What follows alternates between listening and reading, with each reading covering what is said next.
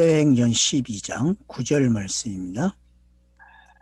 자, 그래서 이제 감옥에 있는 베드로가 주의 천사 또는 어, 사자라고도 표현을 하고 뭐 번역이 왔다 갔다 했는지 모르지만 아무튼 두 용어를 사용했습니다. 사자라는 단어와 천사라는 단어를 사용해서 베드로가 지금 놓여지고 있는 모습, 묶여 있는 곳에서 풀려지는 모습이 설명되고 있고, 그래서 이제 그로 하여금 전신갑주를 입혀주는 장면이 8절에서 나왔고, 이제 베드로가 어떤 상태인지 설명합니다. 그 상태가 어떤 건지.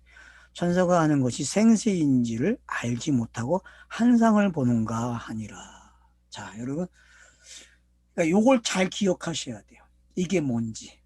그러니까 바울은 이 상태를 어떻게 표현했어요? 자기가 땅에 있는지 하늘에 있는지 몰랐다고 하는 그 삼층천 이야기나 이 이야기가 여러분 같이 읽어져야 돼요. 알겠죠? 응? 삼층천 이야기나 이 이야기는 같은 이야기로 그냥 세이브 시키세요. 줄을 그렇게 그어 놓으세요. 그래야만 여러분들이 삼층천 그러면 너무 신비하게 가거든요. 성경은 그게 신비한 게 아니고 이런 현상이에요. 잘 모르는 거예요. 분명히 육신으로는 묶여 있는데 그리고 풀려났는데 몰라.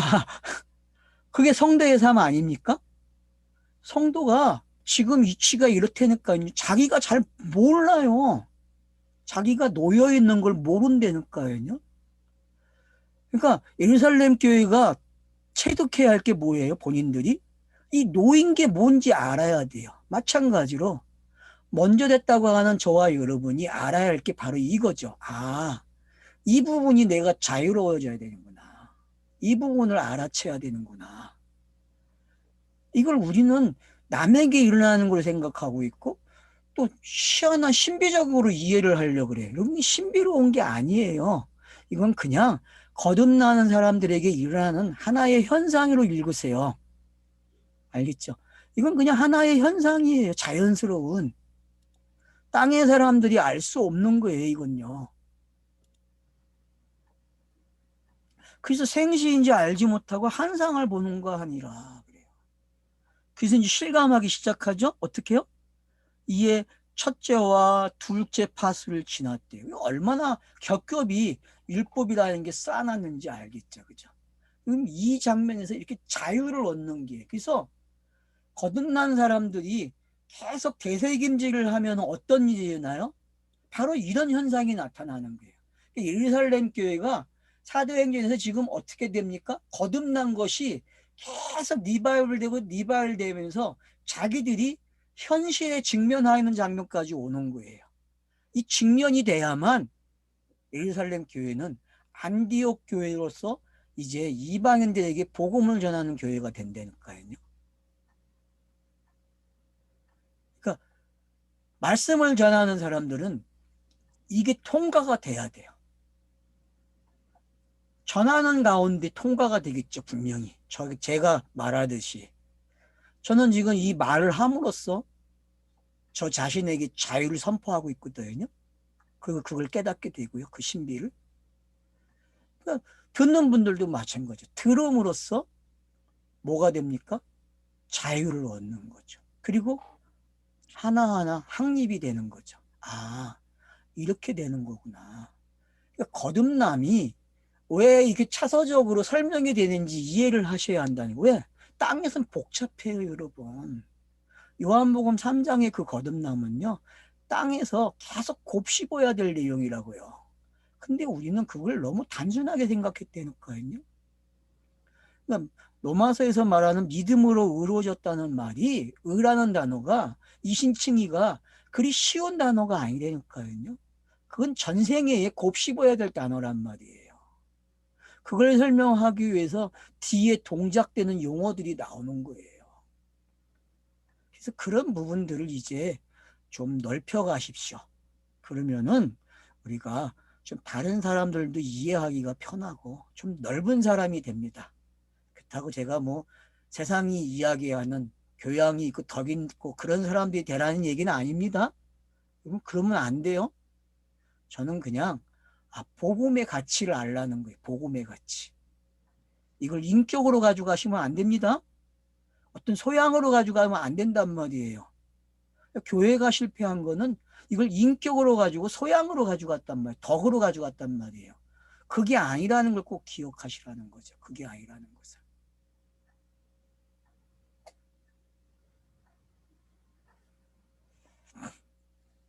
그래서 철제와 두째 파수를 지나요. 복잡한 내용입니다. 구약을 읽은 것들이 어떻게 돼요? 통과돼서 나오는 거예요. 플랫폼을 통해서 지금 다 열어지고 있어요. 이게 지금 경험이 되십니까?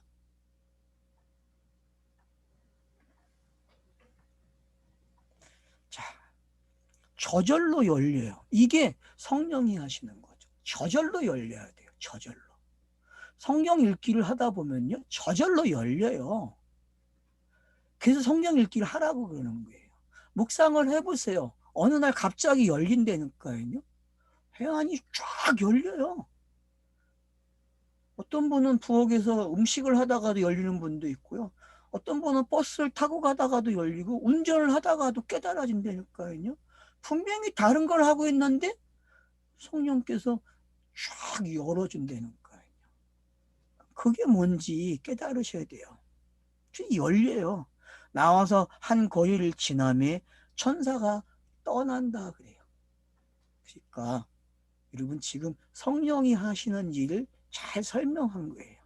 그러고 나서는 떠났대요.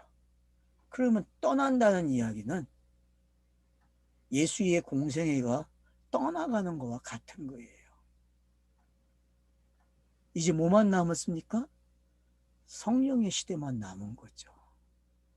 그래서 왜 성경이 계속 한 차설 넘기고 한 차설 넘기고 그걸 왜 재현하고 있는지를 여러분들이 깨달게 되면은 성경책은 계속 하나의 내용을 반복하고 있다는 걸 좀 더 확실하게 이해가 되실 것입니다. 그래서 이제 떠났습니다. 그래서 11절에 보면 베드로가 정신이 들어 그래요. 이제야 정신이 든대요. 그러니까 여러분 몽환이 뭔지 알겠습니까? 성경에서 말하는 몽환이라는 게 거듭남이 몽환이에요. 잘 몰라요. 근데 깨어나야만 안 되니까요. 깨어나야. 예루살렘 교회가 이렇게 깨어나야 돼. 누구처럼요? 베드로처럼. 근데 거기에는 어떤 일이 일어나야 돼요? 야고보라고 하는 사람이 죽어야만 되는 일이에요. 마찬가지로 예수라고 하는 그 영단번의 제물이 되는 그 내용이 전제가 돼야 저와 여러분에게 이 말씀들이 적용이 되고 그래서 결국은 깨닫는 시간들이 다가온다니까요. 그래서 성경은 영단본을 모르면 못 읽게 되어 있어요. 그 이야기를 안다면 예수가 그리스도가 되는 이야기를 아는 게 되는 거죠.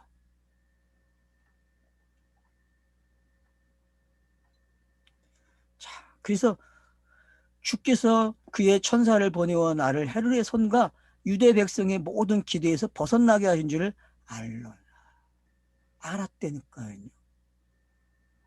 이걸 깨달아야 베드로는 이방인에게 복음이 가는 걸 아는 게 되는 거예요. 이게 뭔지 이제 이해가 되십니까? 그러니까 이방인에게 복음이 전달되었다는 얘기는 옛사람이 새사람 되는 이야기와 같은 이야기가 되는 거예요. 그래서 나그네라는 말이 여기서 곱씹어지게 되는 거죠. 그러니까 지금 예루살렘 교회는 사도행전을 통해서 뭐 했어요? 나그네를 배운 거예요. 알겠습니까? 나그네를 배워야 진짜 나그네를 파송할 수 있다니까요. 베드로는 예루살렘의 교회의 대표자고 예루살렘 교회예요. 베드로는. 그렇기 때문에 이 한 사람이 바뀌었다는 이야기는 13장을 시작할 수 있는 준비가 됐다는 거죠. 그 저자는 바로 이런 노림수를 가지고 지금 기록을 하는 거예요. 이 사람이 자유로워지니까 자, 하람 당할 사람이 한 사람 남아있어요. 그게 누굽니까? 이제 뒤에 가면 헤롯이 되겠죠. 그리고 예루살렘 교회가 베드로의 풀림을 보고 기뻐하는 게 뭔지 알게 되는 거죠. 동참하게 된다니까요. 성령의 시대는요, 혼자 기뻐하는 게 아니라 그 말을 듣는 사람과 그 현실을 깨달은 사람들이 동참을 해서 함께 즐기는 거예요. 엔조이 하는 거예요. 그게 바로 뭡니까? 그게 성령이 주는 기쁨이죠. 그 하나님을 만난 기쁨이 그 속에서 계속 샘솟도 나온다니까요. 자, 그래서 이제 깨닫고 마가라 하는 요한의 어머니 마리아의 집에 가니 참 재밌어요, 여러분. 자, 마가라 하는 요한이 등장을 합니다. 이 마가라 하는 요한은 여기서 등장을 하게 되고 1차 전도 여행에 참여하는 자가 되죠. 그죠? 갔다가 요 놈이 돌아와 버려요. 그래가지고 바나바와 바울이 다툼이 생겨요. 요 놈 때문에. 그죠? 여러분 기억나죠? 그러니까 요 인물도 주시해야 돼요. 왜? 여기에 그냥 심어 놓은 게 아니에요. 지금 성경 저자가 슬그머니 이 말을 함으로써 요 이름을 주시해서 보라는 거예요. 요 이름이 앞으로 뭐가 돼야 돼요? 마가라 하는 요한. 그러면 여러분 마가라고 하는 이 요한이라는 사람이 실제 뭐가 돼야 돼? 마가가 요한이 돼야 돼요. 마가복음을 기록하는 요 사람이 요한이 돼야 돼.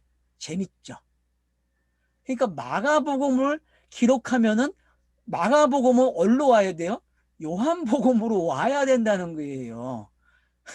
이게 이해가 되십니까, 지금? 또 억지라고 말할 사람들이 또 있을 거예요. 아니, 무슨 말을 또 저렇게 하나. 이 사람은 맨날 이렇게 억지를 갖다 맞춘다 그럴 거예요. 근데 그렇지가 않다니까요, 여러분. 이 마가라고 하는 이 요한은요, 어머니가 마리아예요. 재밌잖아요, 여러분. 결국 마리아가 낳은 아들이라니까요. 그러면 마리아가 낳은 아들이 누굽니까? 예수잖아요, 예수요. 성령으로 낳은 아들이잖아요, 예수. 그러면 성령이 낳은 아들 그 예수가 지금 누구로 표현되어 있는 거예요? 또 반복되고 있다는 걸 알 수 있어요. 이 집에 모여 있어요. 그러면 사도행전의 그 1장에 모인 집, 성령이 임한 집은 많은 학자들이 이 집이라고 하잖아요. 많은 사람들이 동의해요. 그 말에 여기라고. 그거는 뭐 상관없어요. 저희는. 그렇지만 그 사람들이 역사적으로 그 상황이라고 설명하면 받아 쓰면 되죠. 뭐 저희가 뭐 틀리다고 할 필요는 없잖아요. 그러면 뭔가 연관성이 있고 그러면 이 사람을 주시해서 보게 되면은 왜 이 사람이 야고보와 바나바와 함께 가다가 돌아왔는지 그 참 재밌는 장면이잖아요. 돌아왔다는 게. 그리고 나중에 서신서에서 이 사람을 바울이 언급하면서 용서를 하거든요. 다 싸웠는데. 그러면 그건 또 뭔지. 여러분들이 즐거워야 할 게 많아요. 이 사람에 대해서 지금. 서신서까지 가야 돼. 바울 서신서까지요. 그 정도로 이 마가라고 하는 이 사람에 대한 이야기가 성경이 관심을 가지고 있다는 거예요. 그러니 마가복음이 어떤 성격인지 이제 좀 파악이 돼야 돼요. 알았죠? 우리가 지금 마태복음 하고 있지만은 예? 마가라고 하는 사람의 정보가 어떤 건지 여러분이 알고 계시란 말이에요. 곧 마태복음에서 끝나면 마가복음으로 가니까 여러분들이 그 마가라는 사람은요 베드로의 제자라고 그래요. 공식적으로 이미 그거는 신학자들이 다 동의를 하고 있어요. 베드로에게 영향을 받은 사람이라고. 그래서 베드로의 말투하고 마가의 말투는 같대요, 여러분. 그래서 베드로 전후서도 마가를 좀 보면 좋겠죠. 그러면 마가복음이 베드로 전후서와 어떤 관계가 있는지도 알게 되죠. 자, 그래서 여기 마가라는 사람의 어머니가 누구라? 마리아래요. 그래서 여길 찾아가요. 그냥 거기서 모여서 기도하고 있어요. 베드로가 대문을 두리는데 노대라고 하는 여자아이가 영접하러 왔다가, 자, 여러분, 노대라는, 노대의 뜻이 뭡니까? 단어에서. 장미라고 되어 있네, 장미. 장미. 야, 장미가 등장을 했네. 아, 가시가 있는 장미네. 이게 뭐 어떤 꽃을 피는, 어떤 색깔의 꽃을 피는지 모르지만 흰장미인지 붉은 장미인지 파란 장미인지, 워낙 장미도 색깔이 많으니까 요즘에는. 음.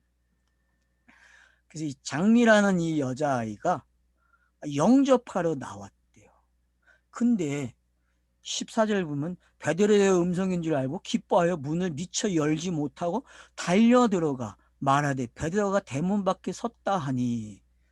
자, 요 장면 여러분 어떻게 읽으십니까? 요 재밌는 장면이거든요. 이 장면이요. 처녀죠, 그죠? 아이예요. 마리아가 잉태하기 전의 모습이거든요. 마리아가 잉태하기 전의 모습이에요. 잉태하기 전의 모습. 이걸 지금 이렇게 다루고 있는 거예요. 베드로는 씨를 가지고 온 사람이죠. 베드로는 씨를 가지고 왔다니까요. 근데 영접을 못해, 이 아이는. 왜요? 아이니까요.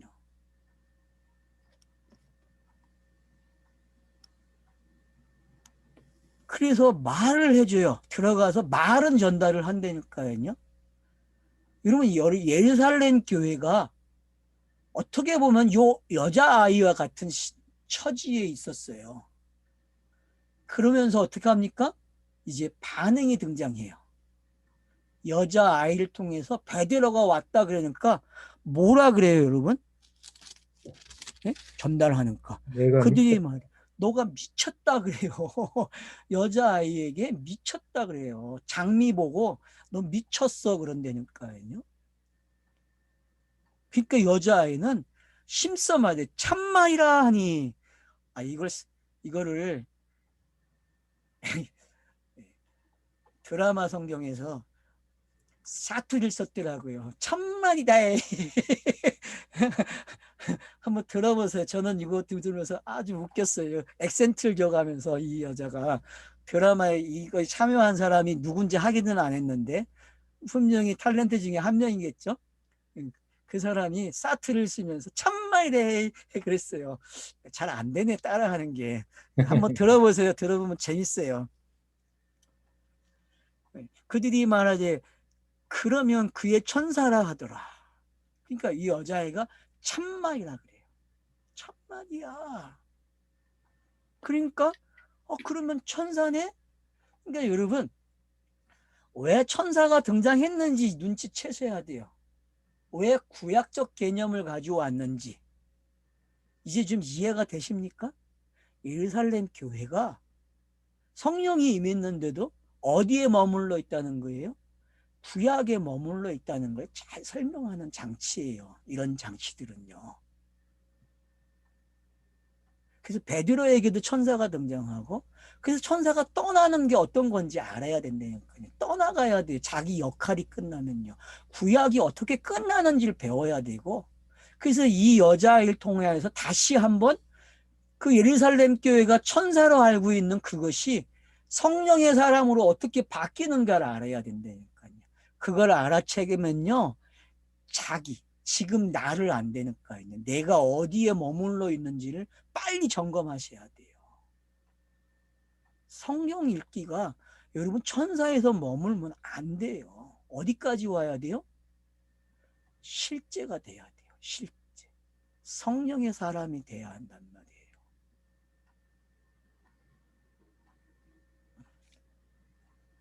베드로가 문 두르기를 그치지 않아요. 왜? 예루살렘 교회가 들어야 될 복음이 뭐예요? 베드로가 하는 말이에요. 베드로가. 그래서 베드로는 이 말을 들려줘요. 왜? 기도했기 때문에.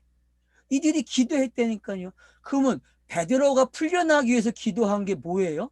자기들도 풀려나야 될 내용이었죠. 그죠? 자기들도 매여 있는 것을 풀려나야 될 내용이라니까요.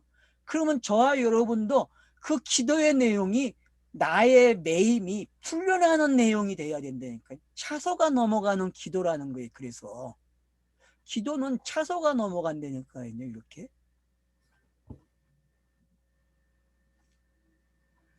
그래서 문을 계속 두드리는 거예요. 그러면 요한계시록 3장에서 문을 두드리는 예수의 모습이 보입니까? 예? 지금 여러분 그 요한계시록 3장에 나오는 라오디가 교회에서 그 문을 두들기고 있는 그 예수의 모습이 여러분 이게 같이 동일시가 됩니까? 동일시 돼야죠. 동일시 돼야죠.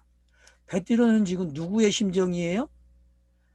바로 그 문을 두들긴 그 그리스도의 모습이라는 거예요. 승리한 보좌에 앉아 계신 그분의 마음으로 문을 왜?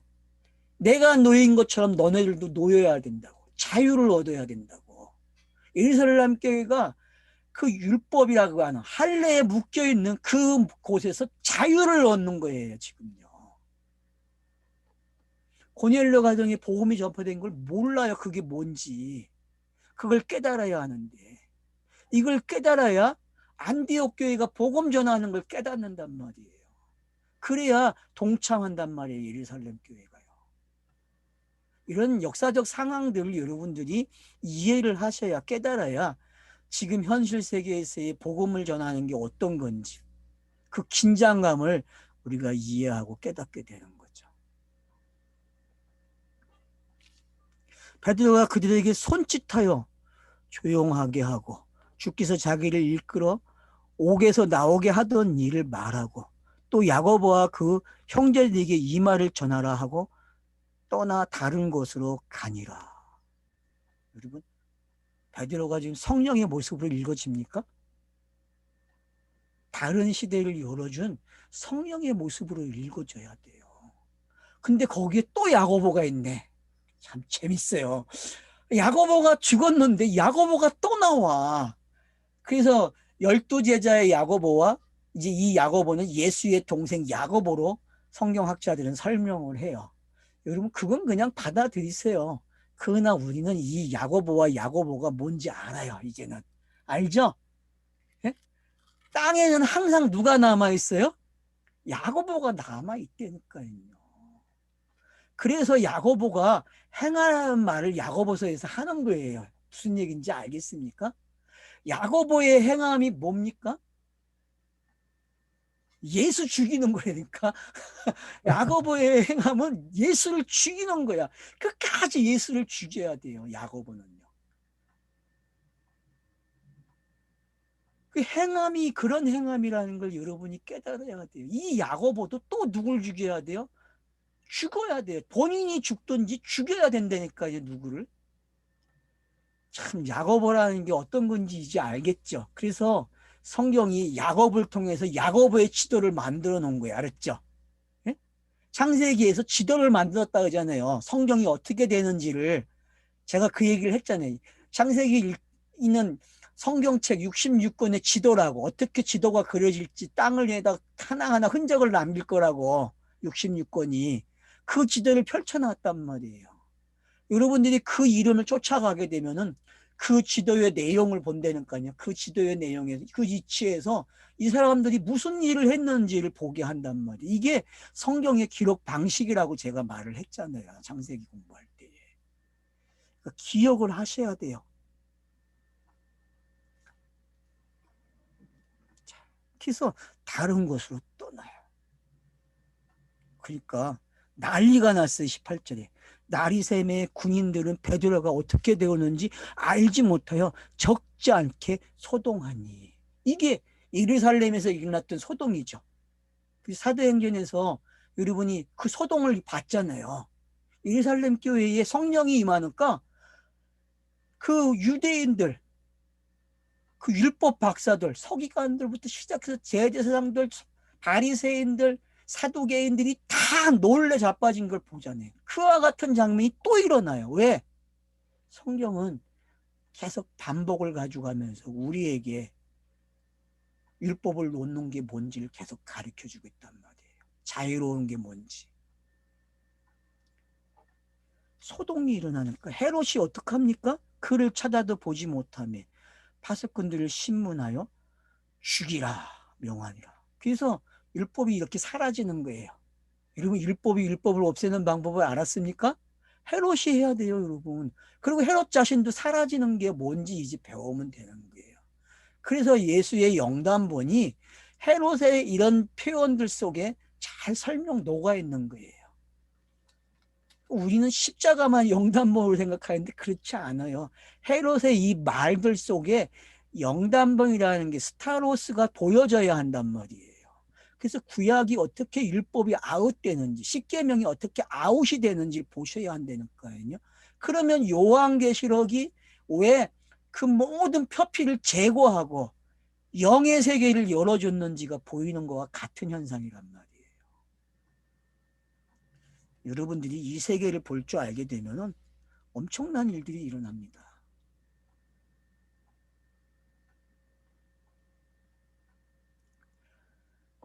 그래서 파수꾼들을 죽여요. 여러분 구약에서의 파수꾼이 뭐였죠?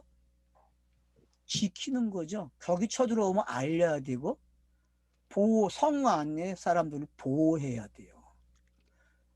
그 개념을 알고 계셔야만, 그리고 전쟁이 나기 전에 어떻게 해야 돼요? 성 안 사람들에게 알려줘야 돼요. 그 일을 충실하게 못하면 어떻게 돼? 죽여야 돼요. 이들이 뭘 어떻게 했는지 번역의 뉘앙스를 따라가지 마시고 여러분들이 하나하나 새롭게 잘 가져가 보세요. 그러면은 이들이 파수꾼의 일을 제대로 했다는 걸 알게 되고 결국은 제대로 했으니까 죽어야 된다니까요. 그래야 하람이 일어나는 거예요, 여러분. 그래서 하람이라는 게 어떤 건지 여러분들이 하나하나 보실 수 있어야 돼요. 그러고 나서는 어떡합니까? 헤롯이 유대를 떠나 가이사라로 갔대요. 자, 여러분 가이사라는 어디입니까? 헤롯 궁전, 별장을 만든 곳이에요. 여름 별장이 있는 곳 아니에요, 여러분. 기가 막힌 곳이에요, 이것이요. 가이사라가 하는 그 누구 황제 이름이잖아요, 황제 이름. 황제의 이름을 따서 도시를 만들어 놨다니까요. 근데 거기 가서 머물러 있어요. 이 말은 뭐예요? 어디를 내다보게 해요, 지금요? 사도 바울이 로마에 도착해서 가이사를 만나는 장면과 똑같아요, 이 장면이요, 지금. 여러분, 그게 보입니까, 지금? 제가 너무 또 뻥튀기나요? 너무 뻥튀길 수도 있죠? 근데 여러분, 저는 그렇게 보여요. 이미 사도행전이 땅끝까지 간 게 뭔지 설명하고 있다니까요. 율법이 끝이 뭔지를 설명한단 말이에요. 율법의 끝이.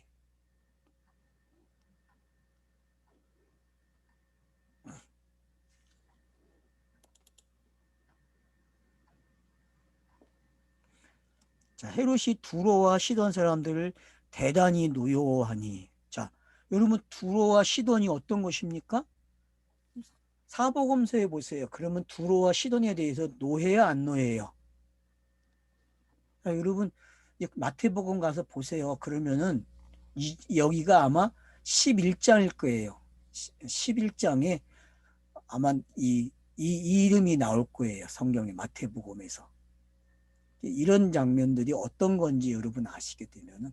근데 아마 두로와 시돈이 나쁘게 표현이 안 되고 좋게 표현될 수도 있어요. 근데 지금 기억이 가물가물한데 여러분 마태복음 11장을 한번 11장 아니면 12장이거든요. 그 장면을 잘 보세요.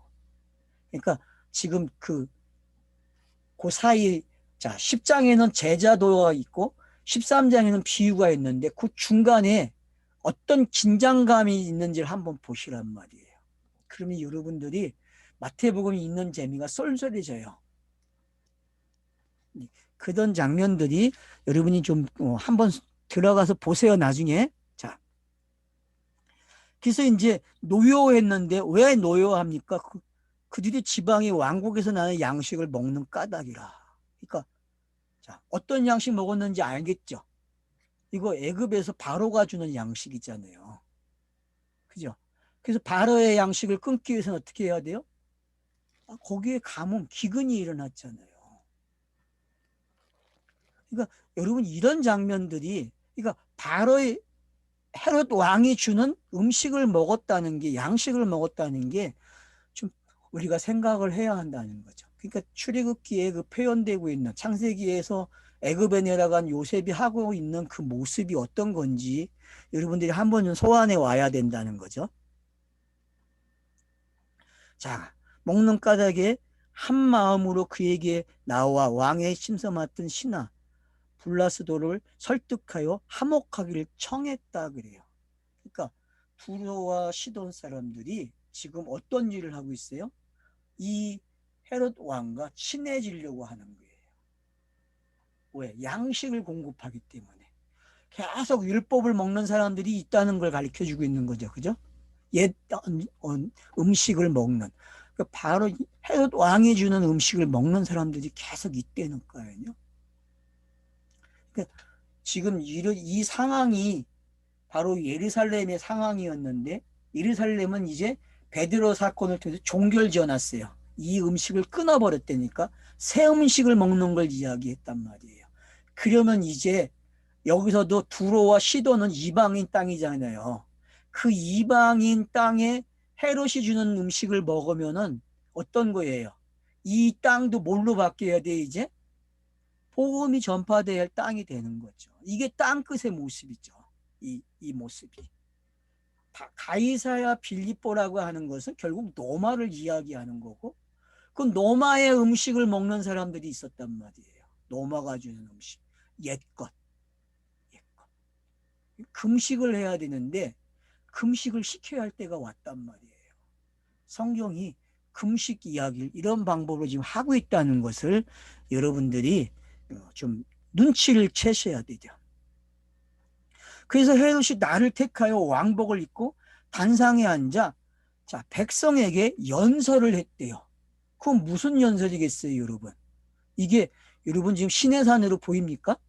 이 그림이?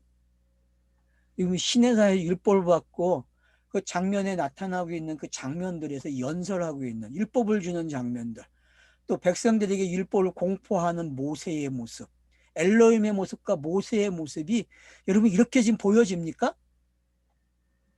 이런 성경 구절들이 그렇게 읽어지냐는 거죠. 백성들이 크게 부르되 이것은 신의 소리요 사람의 소리가 아니라 하거늘. 헤롯이 어떤 건지 알겠죠, 그죠? 헤롯이라는 사람은 바로 이런 상징적 역할을 하고 있는 사람이에요. 엘로힘의 역할을 가장 정확하게 기록해주고 있는 거죠.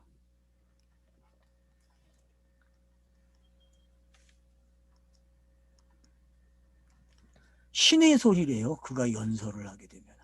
아부 중에도 참 기가 막힌 아부죠, 그죠? 예? 여러분 이렇게 안 하면 돼요, 안 돼요? 안 되죠. 양식이 끊어지는데 어떻게 해요? 해야죠. 그래서 성경은 이 양식을 끊으라고 이야기하는 거예요. 독자들에게 저자가 지금 나레이트를 통해서 뭐라 그래요? 야, 너 이 양식 계속 먹을려? 너 이 양식 먹으면 누구처럼 죽어요? 이 말한 사람처럼 죽는 거야 라고 가르쳐 준다는 거예요. 그러니까 구약을 계속 먹으면 구약처럼 죽어야 돼요. 그래서 벌레들이 나와서 헤롯 왕을 먹어 치우는 거예요. 그래야 구약이라는 게 사라진다니까요. 여러분 구약이 쉽게 사라질 것 같아요? 율법이 쉽게 사라질 것 같습니까? 이 땅에서는요 율법이 계속 살아있어요. 근데 벌레가 와서 먹어주면 돼요.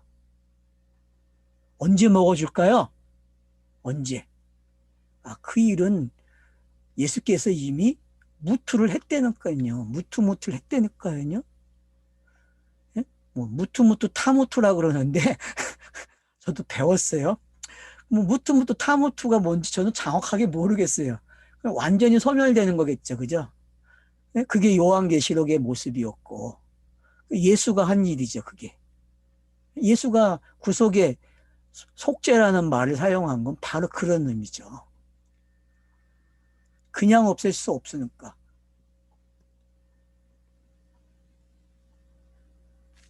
자, 사람의 소리가 아니래요.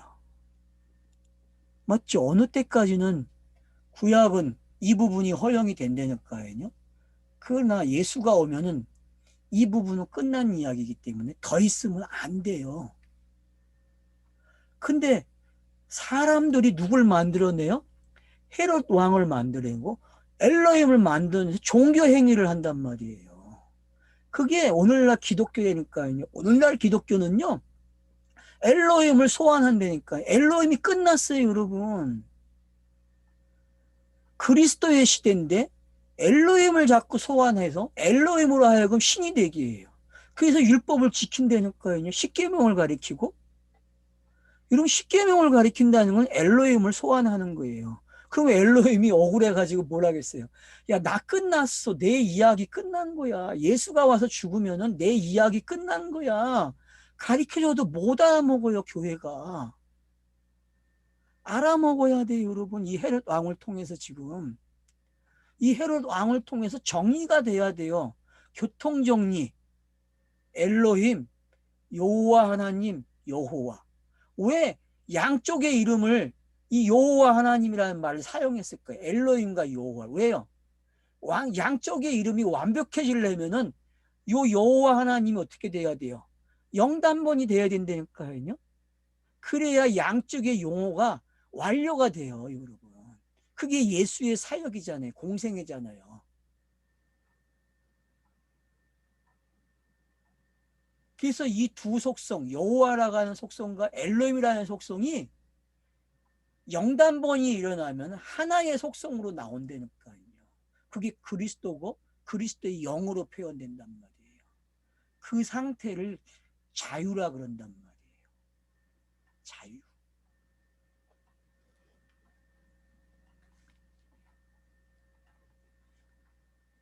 이 연설을 갖다가 백성들이 이렇게 표현을 하니까 와, 엄청난 거죠. 그러니까 어떡합니까? 헤롯이 영광을 하나님께 돌리지 아니하므로 저자가 이 말을 한 게 포인트예요, 여러분. 그러면 헤롯이라는 사람은 뭐로 상징됐다는 걸 알 수 있어요?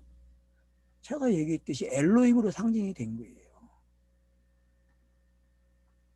그러니까 땅의 바로나 느부갓네살 왕, 유대의 왕들, 로마의 왕들, 이집트의 왕들, 그 모든 왕들은 뭘 상징해요, 여러분? 엘로힘을 상징하는 거예요. 엘로힘. 율법을 상징한단 말이에요. 그래서 율법 대신 이해를 한다니까요. 땅에서. 그래서 그들이 가진 권세가 있단 말이에요. 그래서 로마서 13장에서 권세자들에게 복종하라는 거예요. 왜? 그들이 하나님의 뜻을 거슬러 하지 않는다니까요. 그게 로마서에서 말하는 풀어나가는 내용들이란 말이에요. 그래서 율법을 교회가 이해하는 식으로 이해하셔도 안 되고요. 여러분 율법을 새롭게 이해를 하셔야 돼요. 그게 로마서에서 주는 힌트란 말이에요.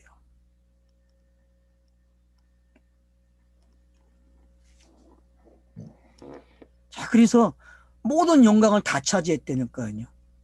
그러니까 죽어야죠. 이게 예수의 모습이에요. 알았죠? 예수가 다 이루었다고 할 때의 모습이 이 모습이라니까요. 이게 보입니까? 지금 예수의 모습으로? 예? 모든 백성들이 예수에 대해서 죽여라, 살려라. 여러분 동시에 나왔겠죠. 그죠? 여러분 예수의 십자가에 세워질 때에 골고다에서의 그 모습을 보세요. 두 무리가 있을 거 아니에요. 한 무리는 죽여라는 무리가 있고 한 무리는 어떻게 했어요? 살려라, 풀어라 얘기했을 거 아니에요. 그 무리들이 지금 소리를 질러서 결국은 죽이게 된다니까요. 율법이 어떻게 완성이 되는지 그림이 됩니까? 이게 여러분 지금 율법의 그림이 완성되는 거로 들려야 되니까요. 그래서 헤롯이 영광을 하나님께 돌리지 아니하므로 주의 사자가 친히 벌레에게 먹혀 죽느니라. 자, 여러분 벌레가 먹어 치우는 장면이 요나서 가면 나오죠, 그죠? 예? 그죠? 박넝쿨. 예, 덩렁쿨이 쫙 요나로 하여금 근일이 되어지게 하죠. 요나가 이르살렘 느니웨성이 망해야 되는데 망하지 않는 걸 보고 막 불평을 토하니까 하나님이 덩크를 어떻게 해요? 다 먹어치우게 벌레를 통해서. 혹시 그 장면하고 이 장면하고 연결이 됩니까? 예?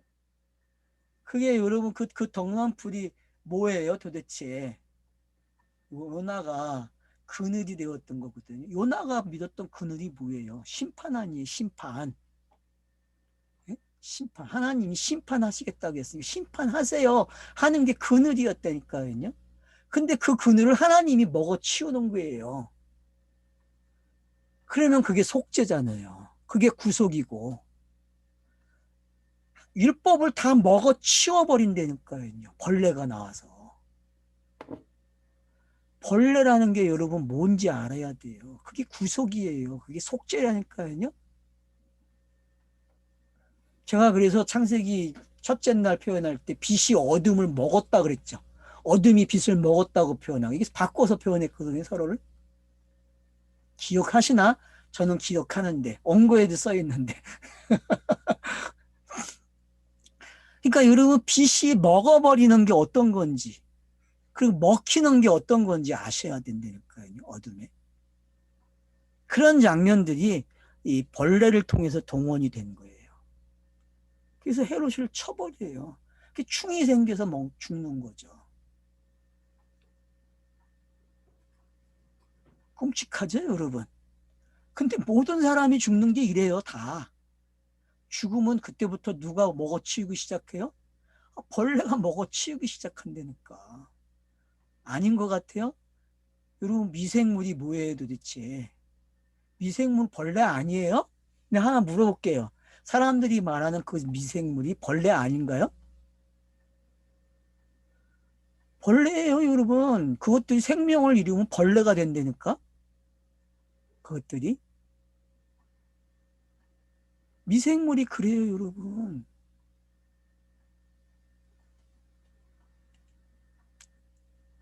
그래서 여러분, 시체가 있는 곳에 가보세요. 그 안에 자체에 벌레가 발생해가지고 그 모든 육체를 다 먹어치워서 흙으로 보내준다니까요. 화장하지 않아도 그렇게 된다니까요. 며칠만 놔두면 다 먹어치운다니까요. 그게 율법의 사라짐이에요, 여러분. 그러니까 우리 몸에 율법이 사라짐을 가르쳐 주고 있다니까요. 이 육신이 죽으면은 그 일이 일어나요, 여러분. 그래서 육신의 죽음을 너무 가볍게 이해하지 마세요. 깊이 이해하셔야 돼요. 그래야 참 자유를 배워요. 그래서 마지막에 배우는 거예요. 참 자유는요. 죽어봐야 안 되니까? 이 말이 되게 어려운 말이잖아요. 죽어봐야 안다 그러니 이 말을 어떻게 이해해요, 여러분? 죽지 않았는데. 예?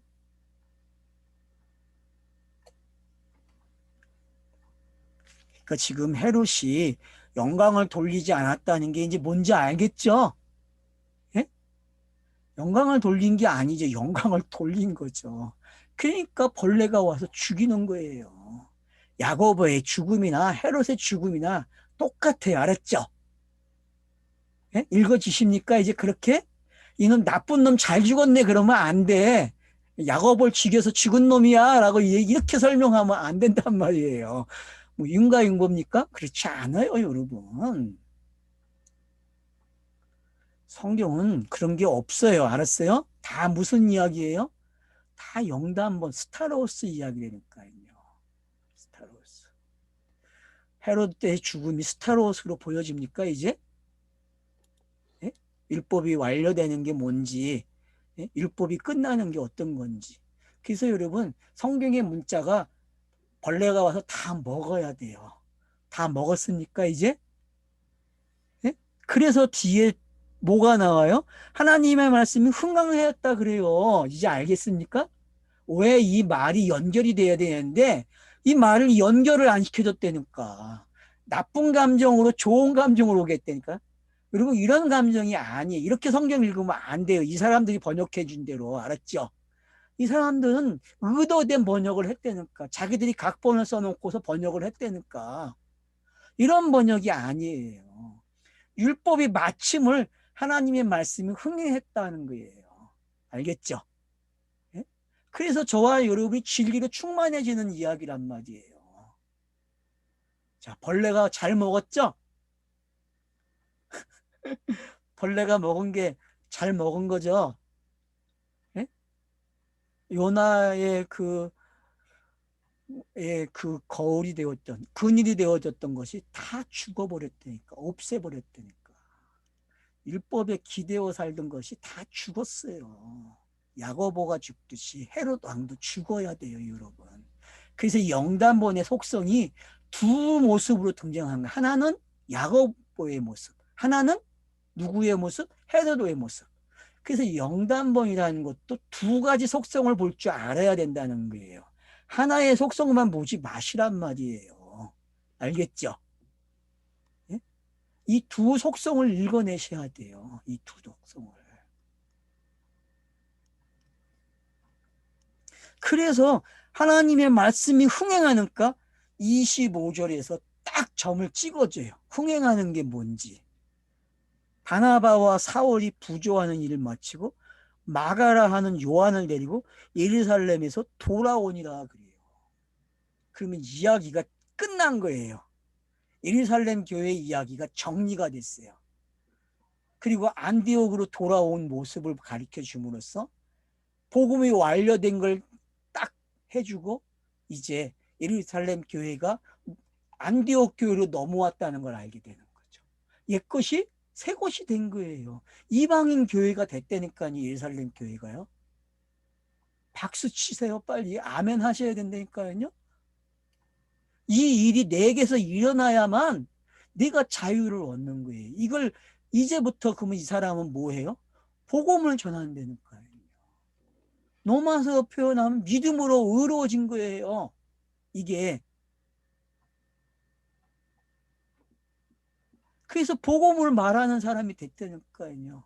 그래서 사도 바울은 자기가 복음을 전하는 사도가 됐다고 이야기하는 거예요. 로마서 1장 1절에서 2절에서. 그리고 복음의 내용을 설파하잖아요. 기억나시죠?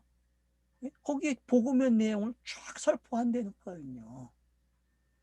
그러면 야고보라는 사람과 헤롯이라는 사람이 어떻게 성경 기록자에게 사용됐는지를 이제 우리는 안단 말이에요. 이런 내용들이 간파가 되니까 예루살렘 교회가 이방인 교회가 되는 게 어떤 건지 확실해진 거죠. 이걸 알아야 이방인에게 복음 전하는 게 뭔지 알게 되는 거죠. 근데 이것도 사도행전에서는 시간이 길게 걸려요. 28장까지 가야 돼요. 이걸 아는데도. 그러면 저와 여러분에게도 조급하지 말라는 거죠. 여기서 당황하지 말라는 거죠.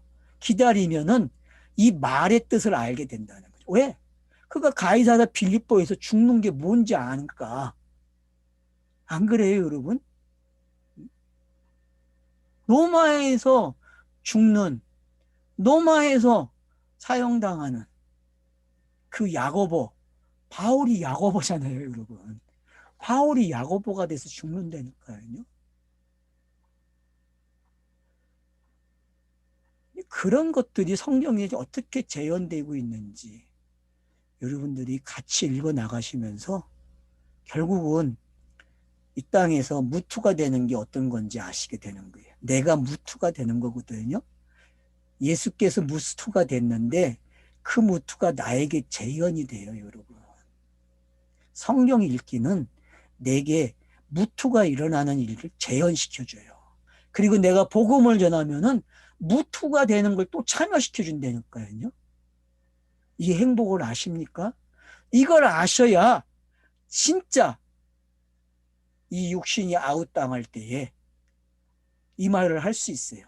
무투 무투 타무투 그러는 거예요. 알겠죠, 장로님? 응? 장로님 이 말을 하셔야 된다니까요. 진짜 아웃당할 때에 무투 타무투 그러고 죽으셔야 돼. 아셨죠? 자손들에게 이게 우리의 영광이라니까요. 우리가 가지고 있는 영광이에요. 그래서 얼마나 12장이 멋있게 끝나는지 알겠죠. 예? 예루살렘 교회가 안디옥 교회가 되는 거예요, 이젠요.